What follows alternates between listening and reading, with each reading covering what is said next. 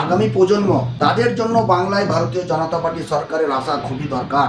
26,000 চাকরি দুর্নীতি থেকে শুরু করে স্বাস্থ্য পরিষেবা থেকে শুরু করে প্রত্যেকটা পরিষেবায় পশ্চিমবাংলার যে শাসক দল পুরো কাটমানি দুর্নীতিতে ভরিয়ে দিয়েছে। এটা ভারতীয় জনতা পার্টির কথা নয়, এটা সত্য এবং প্রমাণিত।